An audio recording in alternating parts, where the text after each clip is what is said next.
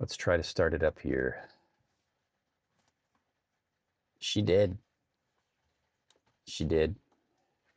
She did. No horn.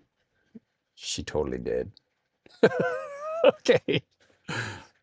Do not pull. Easy strap while vehicle battery is dead or disconnected. Okay, so I'm going to have to like crawl through this little hump here. And then after that, I'm going to have to figure out how to fold these seats down on top of myself and then crawl in and then, oh boy. Ooh, Dodge Charger Daytona ownership drama. So anyway, okay, let me find somewhere to get this camera set up. And all of you can laugh at me as I struggle to do this. Let's see.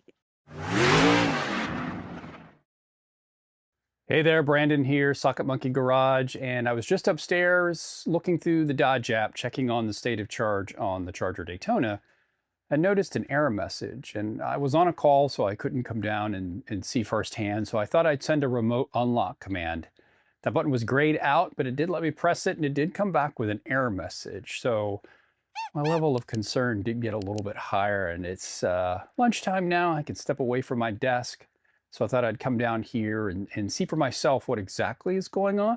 This is day 4 of owning the car, and so far it has been relatively trouble-free. I will cover some of the little things that I've noticed about the car in another video, but this one concerns me a little bit more. So let me grab the keys, let me open the door. I will say apologies, it is pouring down rain today. And that aluminum carport pretty much makes it sound like somebody's dropping a load of gravel on your driveway. So I'm going to do my best in post-processing to drown out that rain, but I may just have to cut to background music or do subtitles if you can't understand what I'm saying. So stick with me here as we try to figure out, is my new Charger bricked?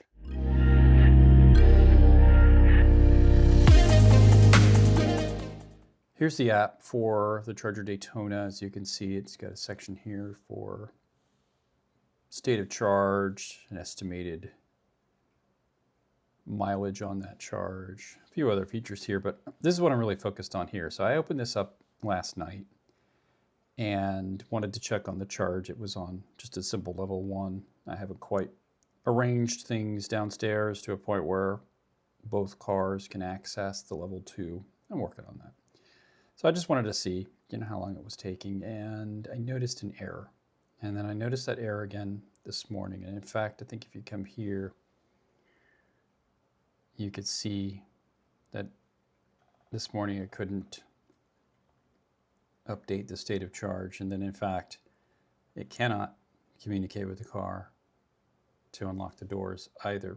So it's midday. I'm going to take a bit of a lunch break from work here, step away from my desk. I think I'm going to go downstairs and figure out what exactly is going on here. Let's see, let's get the key out here. Okay, and let's open the garage door. And let's just see exactly what we've got going on here. I was going to do a little bit of clever photography or videography here. I was going to put this camera I have in my hand inside. I've got a mount that I use while I'm driving, so you could see me getting in the car and I could talk to the camera instead of you having to just watch everything in first-person perspective. But I can't get the car to unlock. So, like I said, I tried with the app earlier. And here I am, as you can probably see, I've got the remote, and there's nothing, at all happening here. In fact, there are no lights here on the charge port, and the welcome lights that normally illuminate here, I guess let me switch this camera around. They normally illuminate, around here. Nothing. There's typically a Dodge logo that lights up when you walk up, but again, I'm not getting anything. There's no lights on the inside at all. So I think my only option is to come in here, remove this little port. You can see there's an area to get a small plastic tool, pop this off, use the physical key that's inside this key fob, and see what's going on. So let me find somewhere to put this other camera down so I can have access to both of my hands. Let's break into this thing, see if we can get it to come back to life. Manual door latching, 24. Let's go there. Aha. So all doors can be manually latched by turning the latch cylinder to the inside door frame using the emergency key from the key fob. But it doesn't say anything in regards to how to get into that. Okay, so according to Dodge, you just press this button here on the key fob. It opens that key there. This key should go in here. And there's a little spot there. I want to get something plastic that won't end up really damaging it. Let's see if there's just something around here on my workbench. All right, let's see. Let's see which one of these is going to have a safe enough pointed tip. That looks like that might. Let's take this one too. Let's see. Those will get in there. I tried just to get in there with my fingernail. And my fingernails are pretty short right now, so they don't want to bend or flex backwards on me, but it still will not give it up.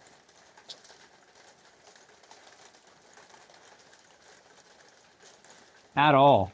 Yeah, that panel is not coming off at all. In fact, you know, I'm rubbing the edge of this too against this painted surface here. I might put some painter's tape around this just so I feel a little more comfortable doing this work and not potentially scratching the hell out of this car before it's ceramic coated.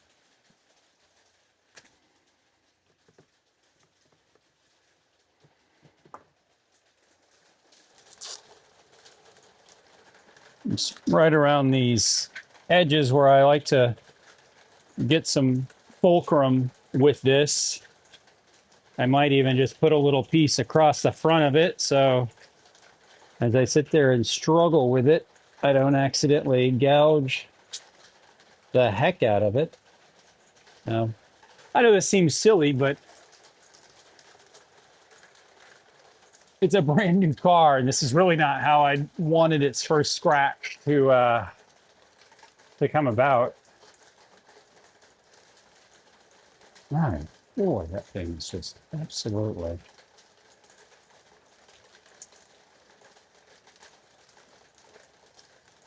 All right, so it seems like maybe what's holding it is on this bottom side because I don't see anything on the top there. Let's see if we can get this piece around down lower. Okay, all right, so no, there is. I can see it here. Unfortunately, the camera on my hat needs to be recharged. There actually is something over here that's, So I'm not sure if you can see this very well, but there is a little tab on the outside edge and a little tab here on that corner that slid in. Boy, that was not easy, but let me just show you here. You can see that we finally made it in. Let me get all this tape off and pop this thing open and see what we can find out. All right, so we got the door open. Now let's see what else we can find. Let's get inside. Let's see if we can get anything to come to life. I still don't know how I'm going to get the rear hatch open where I think the 12-volt battery is located. I have a feeling it may have to do something with that. Let's try to start it up here. She did. She did. She did. No horn. She totally did. Okay. One of the things that concerns me with crawling in there and getting back there from up here is there's a warning tag on the strap on the back of one of these seats. I want to say it's the driver's seat that says, don't push the seat forward and move it back so you can get back there if the 12-volt battery is disconnected. So I don't know if that like starts the countdown to Armageddon or something, but I think it's a little weird that they felt it necessary. And it looks kind of like a tag that was added after the fact. In fact, let me just see if I can find it here and show it to you. It was back over here. I don't know how easily I'm going to be able to. Now there it is, there. Do not pull. Easy strap while vehicle battery is dead or disconnected. Okay, so I'm gonna have to like crawl through this little hump here. And then after that, I'm gonna have to figure out how to fold these seats down on top of myself and then crawl in, and then, oh boy. Ooh, Dodge Charger Daytona ownership drama. So anyway, okay, let me find somewhere to get this camera set up. And all of you can laugh at me as I struggle to do this. Let's see. There's a little bit of a recessed area. I don't know if that's to grab a ply bar. Let me see if I've got something in here that can safely pry that back. I really typically don't like using metal tools on plastic parts, but it does seem to. Ooh, what do we got? What do we got? Do we have it? Can we get it out here? Oh, little clip release there. Oh, hey, it's what we're looking for. I didn't have to move this whole thing. Oh, let me just, I don't know about you. Let me get over here. Oh. But if I had spent any more time trying to get this base cover here off the storage area and off where the electrical panel, there's like a power distribution unit there. If I had spent all that time only to discover the battery wasn't anywhere in there, and I will say, in the owner's manual, I crawled through that whole thing. I spent a good half hour preparing for this video. It shows a picture. It shows where the cable is that leads to it, but it doesn't tell you how to get to that. If it weren't for the fact that on this, it had this little cable disconnect fire department logo, I wouldn't have thought to stop and try that. Man, I would have been pissed off. Would you have been pissed off? Let me know down in the comments. And what I have busted my butt on this video. If you could hit that subscribe button if you haven't already.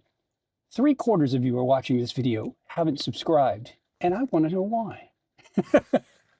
Look at this fun stuff that's going on. Why wouldn't you want to subscribe to this channel? It is the fastest growing Dodge Charger Daytona related content channel on YouTube. That's got that for it. All right, let's get this out of the way. You know, actually here, let's look at the back of this. So there's a QR code on the back of this for all the nerds here like me. And I'm going to look that up.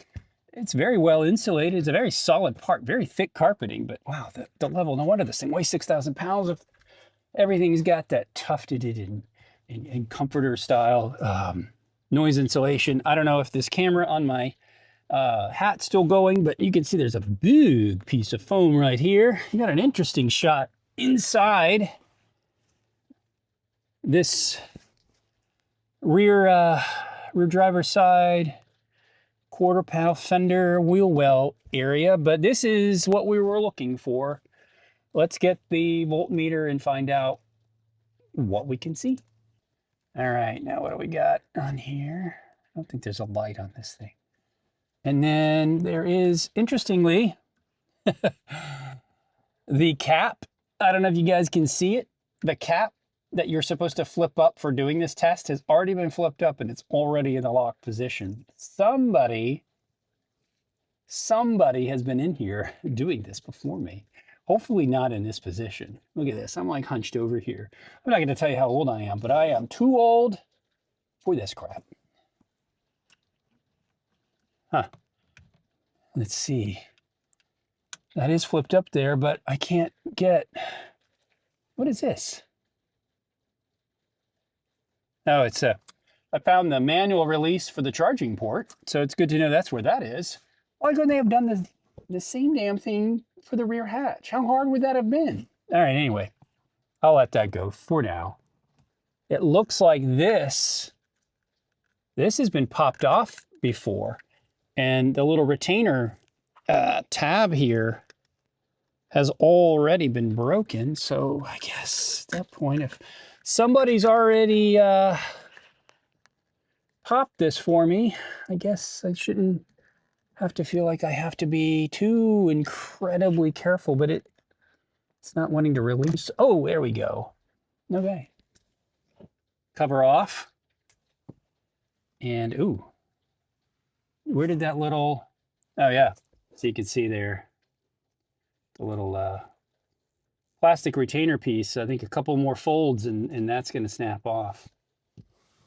All right, so moment of truth here. Nothing. D-E. AD dead. Let's connect up the C-Tech battery tender. It runs a diagnostic. I've had them for so long I can read what each of the light means and each of those symbols and what it's going through. And you can typically tell if it doesn't advance from the first dot to the second dot or the second dot to the third dot in a relatively short period of time, the battery is deep cycled. It's drained and it's going to take time. But before I try to actually put power into the battery, I want to make sure it passes the C-Tech's test, because if the C-Tech feels it's safe to begin pushing power into that 12-volt SLI battery, I'll feel better about connecting this Van True portable jump starter. So let's grab that and get back to it. Let me get the charger here.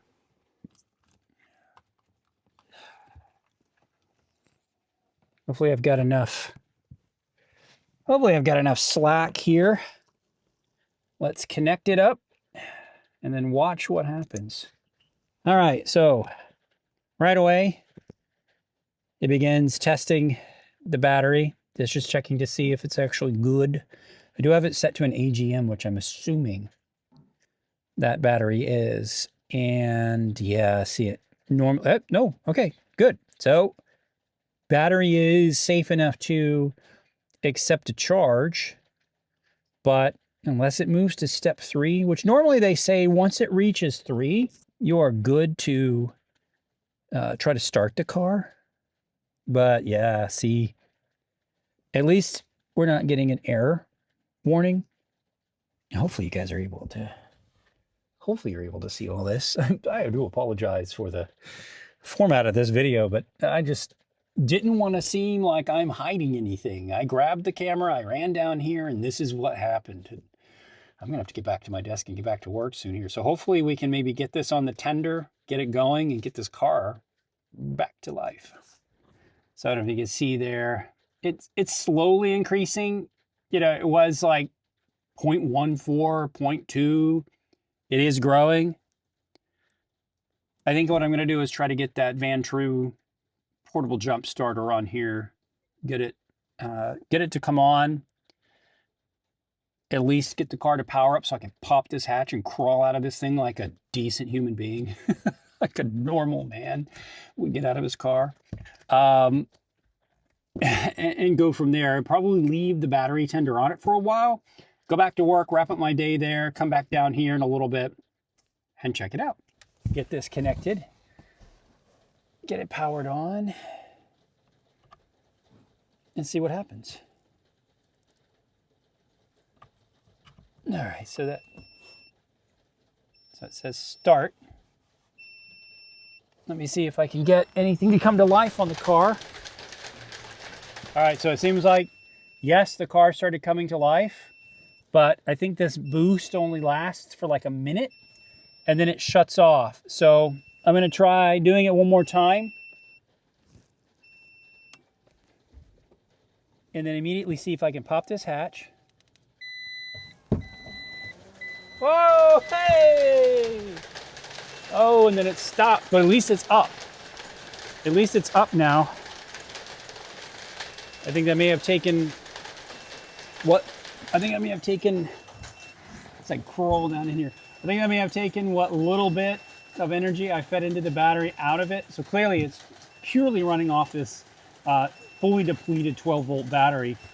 All right, so I went and grabbed this other jump starter here. This thing is very high powered. I've used it many times to start cars.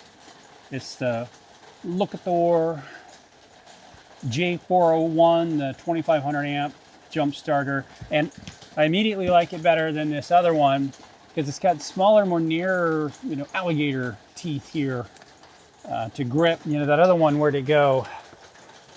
I can find it here. You know, they're like really big and wide. And in tight spaces, that is not a quality you want. At least not in this tight space. All right. All right, so let's take the C-Tech back off. Hopefully it maybe trickled a little bit of life into this. Let's get these leads on there. Again, hopefully these are a little bit easier to find purchase. Get that negative. Let's see if we can get this positive on here. Boy, man. All right, I guess we're just gonna have to do like we did with the other one. Gonna pop it right there. Get these high voltage. I guess not so high voltage. Higher voltage than the charging cable. How about that? These jump starting cables on here. All right. Okay. So unfortunately, it's going to be upside down. Just the orientation of this. But let me turn this on. What I like about this is it actually gives you. Yeah, and it's. I don't know if you can hear it with the rain, but it's beeping. But the car hasn't come to life. It's like it's trying and failing. Oh, okay. So battery is. Look at that. It's.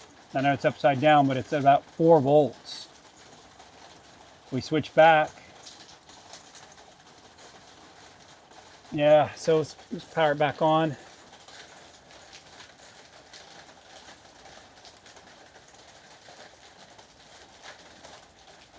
Yeah, now with this on, feeding it, it's already eaten 1 bar up on here, but it is at least over 12 volts.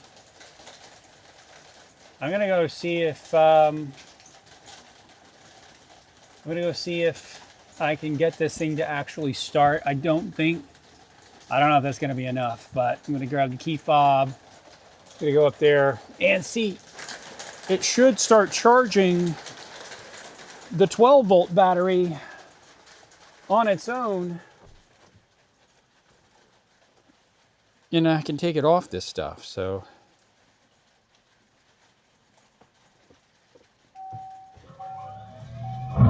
Oh! We have ready. It has started this time. You can hear that fret sonic. In fact, let's go and shut that off. I think it's here. EV sound. All right. Whew.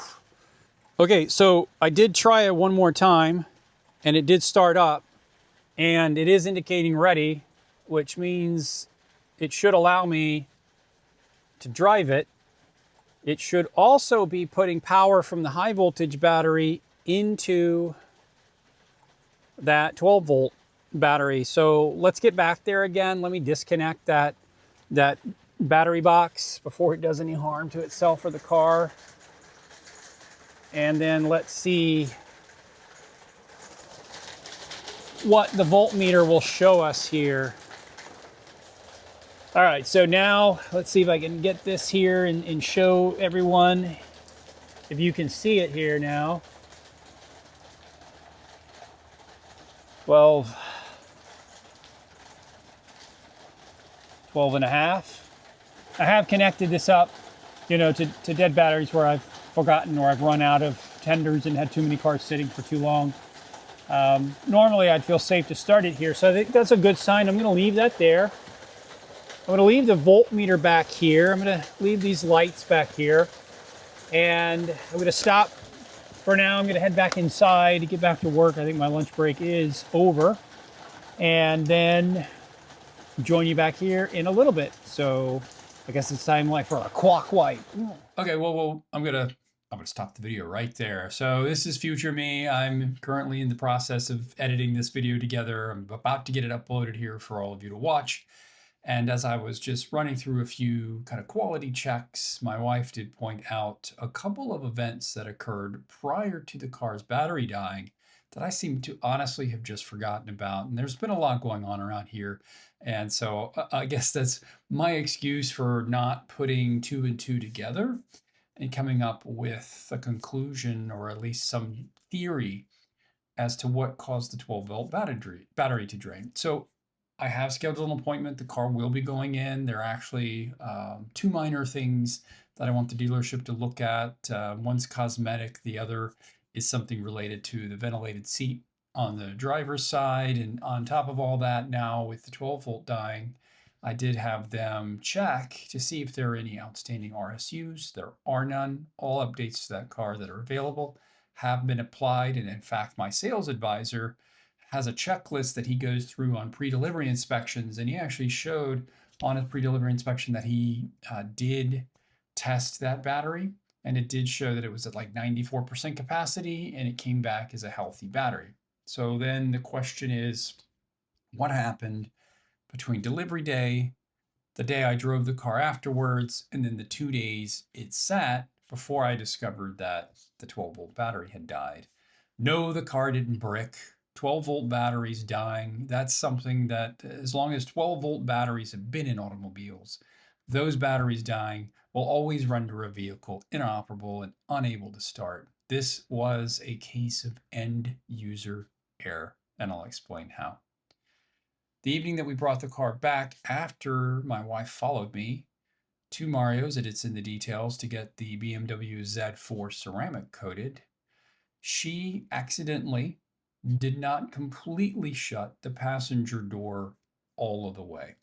And this was not apparent to me until almost 36 hours later. But I did notice a couple of things. And so we're able to sort of kind of correlate our recollection and a few events, a few things that I just didn't think of when I was filming this video because I was just so focused on, what happened to the car. And that was that night after we parked the car. And again, I'll have a couple of videos here I can kind of walk you through that sort of substantiate all of this.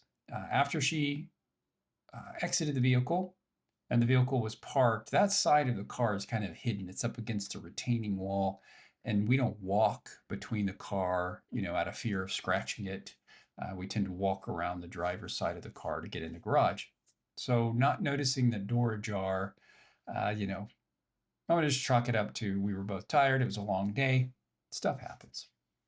But I did that evening go outside to throw some stuff in one of our garbage bins and was contemplating going ahead and taking the bin down to the curb when I glanced over at the car to admire it and noticed that, and this had been maybe 20 minutes after we had gotten home, I had noticed that the interior lights were on. And I thought, oh, do I have the key in my pocket? Is it the proximity sensor and it's lighting up like it does? And I walked over and looked a little closer and also noticed that the gear lever lights and some of the lights for the switches in the door were on. And, I checked the driver's side door at that time. I looked over to the passenger door. I checked the hatch. Nothing appeared to be ajar. And I thought, I must have triggered it. Maybe it's my phone. I've got the digital key on my phone. Maybe it just woke up. It was late. I was getting tired at that point. Went back inside. I did later on, though, activate our security camera there in the carport to see if the lights were still illuminated. And at that point, it appeared that they weren't. So I just assumed it must have been some comfort exit where the lights stay on and then shut off. But it did seem like that was a long period of time, not knowing at the time that we had a door ajar. So the following day, I went back to retrieve that trash bin, do a couple of other things outside in the carport, and just happened to have walked over to the other side of the car, looked along the side of it, and noticed then that the door gap was wider slightly than on the driver's side. I subsequently simply opened and reclosed the door firmly to make sure it was latched all the way. Didn't try to open, the car to get inside or start it. went back inside, did a full work day, woke up the next morning, and that's kind of where this video you've been watching started from, where I was trying to wake the car up to check the state of charge after it sat on a level 1 charger for a couple of days. I wanted to see if it had reached that full 80% charge limit that I'd set. And that's what kind of set this whole story in motion. So, long story short, I'm beginning to think that a lot of these bricked chargers that others on the internet would love you to believe is occurring in mass numbers just may end up being simply end user error. It may also be, and until we get the car in for service and they can check through the logs and see if they can actually pinpoint the subsystem that didn't shut down that may have slowly drained the battery.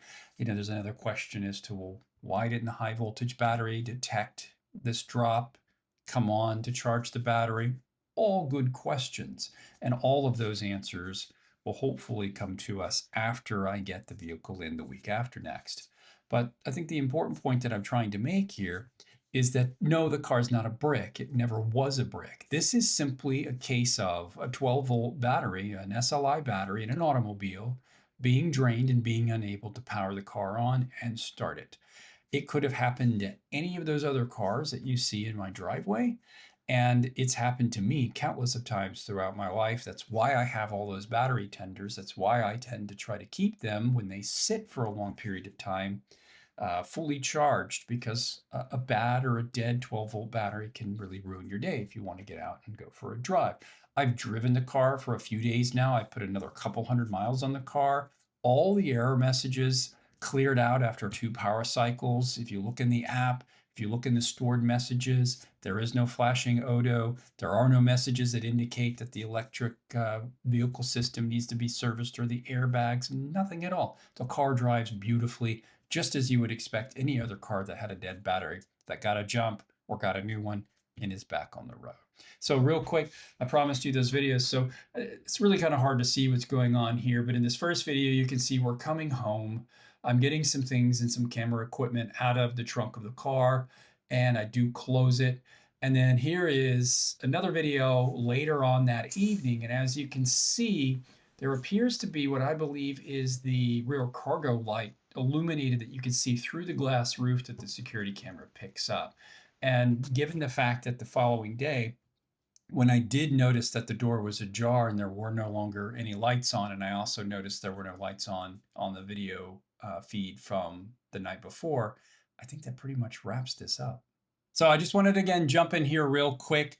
Now that I have a little bit more information, I didn't want you to have to wait till next week to find out. I'm sure the internet's going to blow up with speculation and point to this and say, ah, we told you so, we told you so, these cars will brick on you. And I just want to say, BS, it didn't brick on me. The 12-volt battery simply died.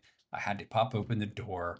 I didn't pop open the hood and go into the remote jump points simply because I wanted to be able to test the battery and work directly with the battery and not lose anything along, the lines from the front of the car all the way to the back. I wanted to get a real clean reading on that voltmeter, and I wanted to be able to directly charge and not lose anything through, 16 feet of wire going to that battery. I wanted to be able to get back there, and of course it just made for good content anyway. But here again, I just want to say thanks for tuning in. Thanks for those of you who have subscribed up to this point. The channel is really growing, and the way this channel will survive and the way I'll be able to do this every week over week, bringing you hopefully interesting stuff, not only just about the Charger, but all the other cars and any other cars that just so happen to catch my fancy, is to subscribe. And that's how this channel will survive. And for those of you who have, my heartfelt thanks. For those of you that are about to, welcome aboard. I think you're going to enjoy watching everything I have every week. And so with that, I wrap things up. I do thank you, and I hope to see you next time. It's been a couple days since I last checked on the car. The storm that was raging during that last recording has passed. It's actually looking like a pretty decent day. So I want to take the Charger out. I have some errands to run, and I need to actually go and pick up the Z4 from Mario.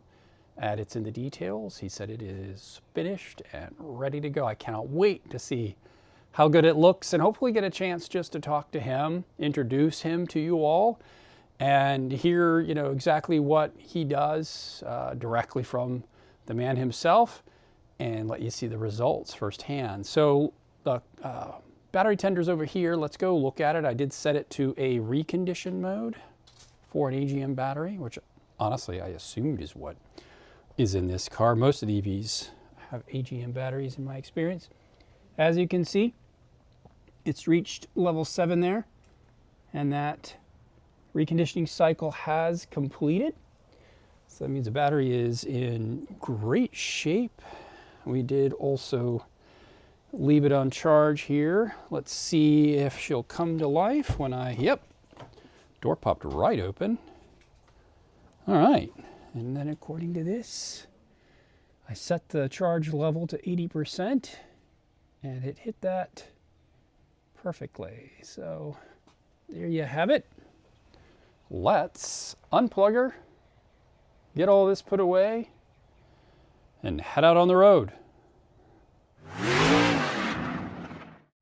Do a couple of quick errand runs and then head over to Mario and check out the Z4. Let's go.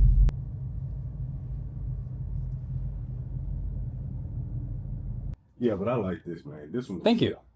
This one's real fun. You're gonna like the video that goes with this too. All right, I can't wait to see it. It's gonna be very nice. I got some nice shots.